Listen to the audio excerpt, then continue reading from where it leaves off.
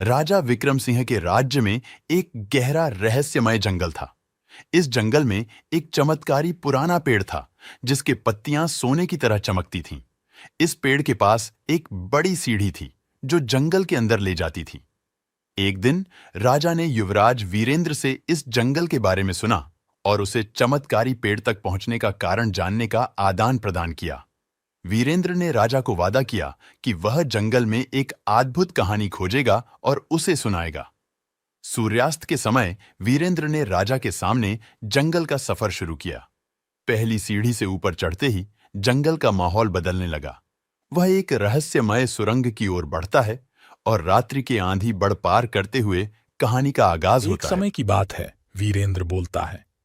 एक साधु यहीं आकर बस गए थे और उन्होंने इस पेड़ के चमत्कार को देखा। रुका।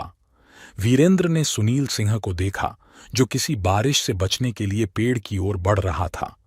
सुनील की आंखों में हैरत थी और उसने वीरेंद्र से कहा, तुम कैसे यहां पहुंचे?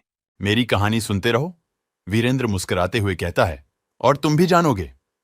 सुनील कुछ ही देर सुनता है, फिर वह अपनी राजमहल से बाहर निकलता है और वीरेंद्र के साथ इस सफर में शामिल होता है। वे साथ मिलकर और देखकर एक दूसरे को आश्चर्यचकित होते हैं जब वे एक अनूठे राजा की महादानवी सुनते हैं, जिसने इस जंगल को स्वर्ग बना दिया था। यह सब कुछ कैसे हुआ? सुनील चौंकर पूछता है। राजा वीरेंद्र हंसते हुए कहता है, यह सब सिर्फ एक परीक्षण था, और जो इस पेड़ को सच्चे मन से खोजता है, उसे यह सभी रहस्य समझ में आते हैं। वीरेंद्र और सुनील साथ में चलते हैं और वीरेंद्र बताता है कि इस जंगल में हर कदम पर कुछ नया है।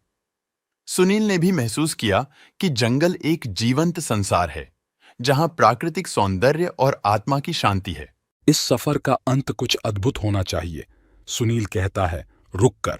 वीरेंद्र मुस्कुराते हुए कहता है, अब हमें वापस जाना होगा, लेकिन इस सफर ने हमें नया दृष्टिकोण दिखाया है।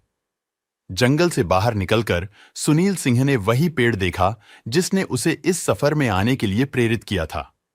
उसके बीच में एक छोटा सा पुल बना हुआ था, जिससे जंगल का माहौल और भी सुंदर था। हमें वापस जाना होगा, सुनील कहता है, पर वह भी मुस्कुराता है।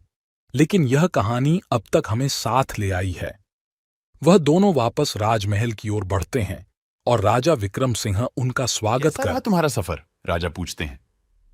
एक अद्वितीय कहानी, सुनील कहता है, जिसने हमें जीवन की सच्ची राह दिखाई है। राजा विक्रम सिंह हंसते हुए कहते हैं, बस यही तो हमें चाहिए था, एक दूसरे के साथ साझा किया गया अद्वितीय अनुभव।